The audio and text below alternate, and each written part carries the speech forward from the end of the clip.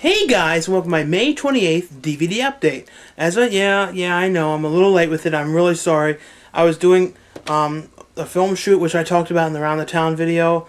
So when I got home late that night and actually didn't get to get one of the DVDs I wanted to have in this update. So I waited until now to do it. But sorry, I know I got a lot of emails about where is it, and here it is right now. But sorry it's, screwed up. But from now on, I'm just going to act like I didn't screw up and have, do the next DVD update the 2 weeks when it was supposed to be done. But the first DVD I got today, and I went to Walmart, and there was a major ordeal with getting this. Like, a lot of Walmarts now are doing, since Blu-ray disc won the high definition war thing, now Walmarts are starting to have this whole big section just Blu-ray. And the Walmart had the old Blu-ray DVDs, and they have this one that says new releases. And the new release section, they don't have the shelves yet. So everything new from the last 2 weeks, they have still in the back on a box. So I had to talk to one guy into going in the back and getting out of the box because it's cheaper, and he actually did it. He was this real pimply faced guy, and he just did it. I said, "Come on!" I said, they had the best prices on this movie. Everywhere else was like $29.99. They were like $24.99, which was only $2, a dollar or two more than the special edition on regular DVD, so it was a good deal. And I talked him into going in the back and getting John Rambo. Sylvester Stallone's Rambo. Yes, Rambo, the new one. And we've done we did our spoof review of this on a while ago. And I actually really was not let down by this at all. Let me move this a little bit.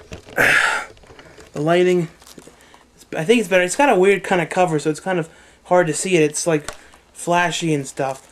But it was $24.99, I think. And the movie's about, it's got that digital copy thing, which I don't think I'd ever use because I don't really put things on iPods much. But it's got, out of this and like Indiana Jones and Live Free or Die Hard, like the bringing back something that hasn't been around since the 80s, a movie and then finally continuing it. I think this is my favorite of them. Live Free or Die Hard I liked. I wish it could have come out rated R, and the uncut version, you could tell they just put the lines back in and dubbed them over real weird. And Indiana Jones, I liked I talked about things about it that I didn't personally like too much. It just didn't seem as much Steven Spielberg, and it seemed more George Lucas. And I'm sure some of you could see what I mean. But this one I really liked, and at first I was like, I don't know. But this was more like the first Rambo, at least I thought. Because I didn't care too much for Rambo 2 and 3. They were good, but I just didn't like them as much as I liked the first movie. This one was a really well done action, violent, not horror, but war kind of film. And, Sylvester Stallone, he does not look 60. People have said he's had work done, I don't know. But he really, did a good job in this, and I liked it. And he directed this, and, I hope he does more of these. And there's talk that there will be, people have said online, it's someone told me in the movies today, it's going to be about him, fighting terrorists or something. I don't know if that's right or not, though. The guy who works at the movie said that. And I got today one of these, 3-pack sets. And this is a newly added 3-pack that they just added. It's the SS Hell Pack for $12.99 at Best Buy. And Best Buy is the only place I've seen really carrying these, at least for $12.99. If anywhere else does, they're way more money. And the discs that are in these sets, or normally, when they first came out, were $25.99 to $30 a piece. And it has 3 films in it. And I don't think I've seen any of these. I don't think. And I've looked at this one a million times in stores. SS Experiment Love Camp. I'm guessing these are softcore films. I don't know. Best Buy was carrying them, so I don't think they'd be that extreme. And they had SS Camp Women's Hell and SS Girls. And they looked like interesting movies. I don't know if they're any good or not. So if anyone's seen them, could let me know. But they're a certain type of movie that I've watched a few. Some of them have been good and some of them have been really bad. And some of them have really poor dubbing. The dubbing, most Italian movies are always dubbed. But the ones I've seen have been dubbed over really badly without much expression. Another one I got at Walmart, and I have the third one of these, and I looked at the DVD a few nights ago and realized it's not in the anamorphic widescreen, and it's got terrible picture, and then I realized that it's the old Good Times version and not the newer DVD. And it's the Halloween 2 and 3 set. And the one I'm talking about is the second Halloween movie. I'm not the third one, because I got it for the third one. I don't think I've ever even watched Halloween 2. I think I did when I was a kid, like once or twice. But but I've talked about the third one a million times. For some reason, I really like that one, and I know a lot of people have always put it down and said doesn't have Mike Myers in it, but it didn't bother me because I always liked the story to it. It had this real soap opera kind of feel. Like, I don't know how to explain it. This Stepford Wives soap opera, like 70s soapish feel. I don't know how to exactly explain it. You have to see it to understand what I mean. But it was a totally different film, and not the kind of film you'd ever see mainstream. It didn't have a mainstreamist feel to it at all. And it's like about these masks and this company that made these masks that would kill people. It's hard to really explain it because it's so peculiar, but if you haven't watched that one because you heard that Mike Myers isn't in it, just give it a chance because it really was not a bad movie. The next one I got, I feel like it's a little dark. I think now it's a bit better. Yeah, I haven't had time to set this up today because I just got back and was at the movies today working again. This one I got at Walmart for $9.99, and I haven't watched these movies in years because they came out when I was in middle school, and like I said, middle school was not my favorite time of my life. Like, I know when we made videos, we talked all about it and all the crap and all the stuff we went through, and this has the Rugrats and the Rugrats in Paris. I just wanted to watch these again, and I sort of got them too because I'm sort of pissed that the show isn't out. Season 1 of the show was a really good show. Like, the first early seasons were good. It wasn't as good when it went on, and those Grown Up were crap. And people don't realize that this show was not not a newer Nick show. This came out in the end of 1990. The Rugrats show started. So I think I was like 5 or something when it started. So I grew up watching this, and I mean, it was on when Pee-wee was just ending. So that's amazing how long it was on. But the first movie of these was alright. I personally like part 2 a little bit better. But like I said, I hadn't watched them in years. This one, I got it. It looked really interesting, and it was only $7.99 at Walmart. And then I got out and I was like, oh God, the rated version. And I was like, oh, it's called Carver. And I really liked this movie. And like the guys who made this, you did a really good job with this. I really liked it. And it was like about these group of these like guys going out camping, guys and girls going out like on a camping trip. I think it was spring break or like some kind of just like to get away from it or something. And when they go out there, they go to this weird bar, like to get drinks and stuff. And it's like this real strange place with like these squiggly like inbred-ish people. And when they leave, the guy who works in there is like this sort of crippled up guy. And he's like, could you guys mind going out to my storage shed and helping me get my the supplies for the restaurant or something? It's real far away out in the woods. They have to walk and bring it all back. So basically they go out to this they say, all right, because the guy says if you do it, you have a whole night of drinking on me or something, because it's like this bar, and the guy says that to them. They go out there into the woods to do it, and then they go out. Basically, I'm trying to think of how to explain this.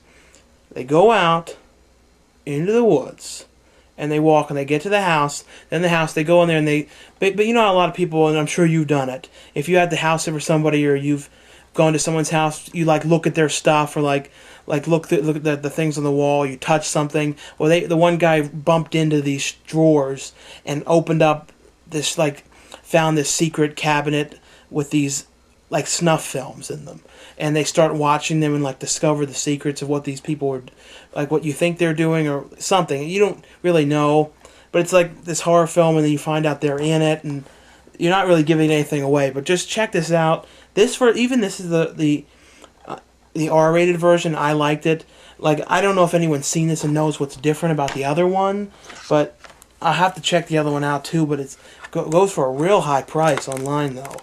This one I was going to watch, but then I just didn't get to it because I had so much shot to do. And I got this one looked interesting. I heard mixed things about it. It's called The Cottage, and it stars Andy Serkis, and I think Serkis, and I believe that's like the guy who he played King Kong, and like Precious, in Lord of the Rings, he did the voice and like did that acting for it, and I can't tell you much about this though. This another one I got. And this is one that I had been wanting to watch for years for some reason. I hadn't seen it forever, and I almost forgot. I forgot the name, forgot that it existed. And this is the movie like The Chill Factor with Cuba Gooding Jr. About that thing, and I bet no one remembers The Chill Factor, or some may, about like this bomb or something. You had to keep it really cold, and if it got too hot, it would blow up and destroy everything. It was a very weird, like forgotten movie from Morgan Creek Entertainment, I think. And I found this is another one that's been forgotten about, called Hard Rain, and it has Kristen Slater and Morgan Freeman and Randy Quaid. And it's like, I don't remember much about it. It was like a real rainy night, and somebody had stolen something. I don't know, for some reason I liked it. I don't know. And it came with this is only $7.99, and it came with The Drop Zone with Wesley Snipes. I always think of him now, how he had to go to jail, and it's too bad about all that. But I don't know about Drop Zone. If anyone's seen that, let me know about that. And then I was at Kmart, and I just got this because it was $3.99 and hadn't seen this version. It's the remake with Christopher Reeves, the late Christopher Reeves, Rear Window, and it's from that Echo Bridge, which is like that sort of like value price company, but they're actually starting to apparently going to be doing these really low price, like $8.99 Blu-ray discs of all their titles. They're starting to do that. And this is a show that I never saw because I don't think I was watching it and then getting like vivid memories of seeing it, but like at a really young age, like when I must have seen it during the reruns, and like barely remember it. And it's called Square Pegs, and I just had to get it too for the box because it looks so. I like me, I like everything 80s. And it stars Sarah Jessica Parker, and this is back when she had that like different look. When she was younger, she had this. Sorry about the interruptions. People always opening the door. I was saying it was Sarah Jessica Parker when she had that real different look to her. Like now she's become like the sex symbolish look. Back then she was like this sort of, I don't know, like glasses girlish look. I don't know, real different. And she had that look for years, like this look into her late 20s, and then like I think Sex and the City is when like her look changed. But it was like this real 80s show, and I watched the first 2 episodes of it and liked it. I don't really know much about the plot, so I can't really explain it. It wasn't something that I watched, that I could say much about. I don't know if it aired on Nick. There was one show that they said that aired on Nickelodeon, like in the early days of Nick, and there's another Nick show that's supposed to have come out, and I don't know when, and people keep telling me about it. You can't do that on television or something. It's supposed to be good. I never saw it, because I don't think the reruns were on when I was a kid. But that's another one that I want to see. And I did get another Blu-ray, because people said, have you stopped getting Blu-rays? No, I've not stopped getting Blu-rays. I'm just trying to not get everything, because some of them are so expensive, and I don't like putting $1 zillion into like ones when I can get so many for one price. And it's Short Circuit, and this was only on Amazon. I don't know how it's so cheap. It's not anymore. I think it's $4 more. I got it for $10.99. Now it's $14.99. It's Short Circuit, starring Steve Guttenberg, and Ali Sheedy from Breakfast Club, and Steve Guttenberg from the Police Academy films, and as of lately, Dancing with the Stars, which I never watched and never will. And I don't know, like I just have no inspiration to watch that show of people dancing, and they're doing like swing dancing, but Dukish dancing. Like if they did Dancing with the Stars 80s style, and they were dancing like true 80s music, or like Dancing with the Stars Disco Edition, maybe then I'd watch it. But like that swing dancing crap, and I do not like stuff like that. That's like a bad day watching crap like that. And this is, of course, is being remade right now, and I'm wondering if the robot's going to be, CGI, or they're going to actually use a real robot. Because the thing is, this is a real robot in this movie. I really don't see a need to make it CGI because, people who know how to do robotic stuff can do this without CGI. It's a robot. If they make it CGI, why would you make the robot? I don't know. It's just, I'm sure they will. And it's not one of those situations where you need it, because, all it does is walk around and say, J5 alive and stuff, you know what I mean? I don't know. But the movie's about, as you know, about this robot that gets his personality and escapes from the manufacturing plant. He's made to be like a war robot to go into like countries and like kill people and stuff. But this one becomes a real nice robot and like real personable. The other one similar to this movie, which I liked, is Heartbeeps, which is around the same time. And I really liked the Short Circuit movie. I like part 2 a little bit better for some reason, because it has this real cheeseballish fun feel, and like some real queerish scenes. And it kind of reminded me at times of Weekend at Bernie's and Weekend at Bernie's 2, especially the music. It just had this quality to it. And the Blu-ray DVD of this is okay. It looks a little better than it looks a lot better than DVD, just not to like the full Blu-ray quality of it. But for the price, it's a very good price. And hopefully that's like going to happen more with things. But it is an Image title, and Image usually would have good prices on things, I remember. And the next one I got to Best Buy, so I think this was last week, and I was so mad because there was a special edition version of this with, I don't know if it was another disc or a book or something, and I really wanted to get that version. It was only $2 more, and I go in there and they don't have any more, and they're real oblivious to it. So I bought it and thought maybe I'd just buy another copy if I could find the version. If anyone knows what was different about this movie and what the other version was, let me know. But it's George A. Romero's Diary of the Dead, and I was one of the few people lucky enough to actually see this in theaters. It was playing at the Movie Co. Egyptian Theater. It only played in like, I believe it might have played in all the states, at least half of the states, and at least some, like in most of the states, only one theater in the whole state. Up to some, maybe 6, 7 at the highest, but most was like 1 to 3 at the most. And it's George Romero's Diary of the Dead.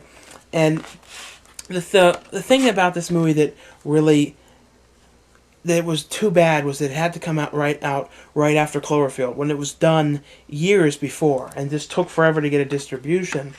But, I really liked it, and I did a review of this with Don and Murph, and, I thought it was well done. I don't know, it was about, people say that George Romero, like, lost his game or something. I don't know why they were saying that. I thought it was fine. Maybe, some of the acting was not the greatest acting, but I thought it was good. I really got into it and really, really hope they do a continuation to it, because it's set up perfectly for one. So I really hope it ends up happening. And one that I'm going to watch tonight that I got when I was down in Connecticut from the producer, Trees. And I'm going to talk about this in the next update, because I'm going to watch it tonight, but I definitely want to talk about it after I watch it.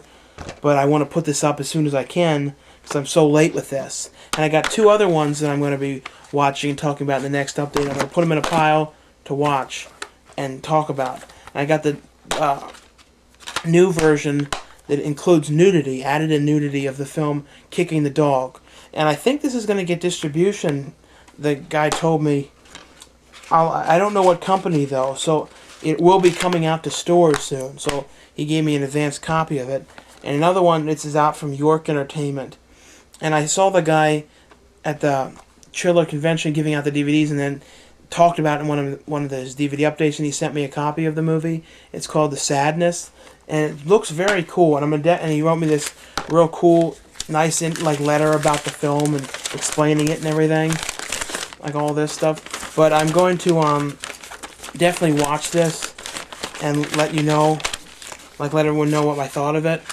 But check this out, though. It's called The Sadness, and I don't know if you can get it on. I think you can get it on. I know you can at least get it from York Entertainment's website, I believe, since it's from a distribution. That's the company that puts it out.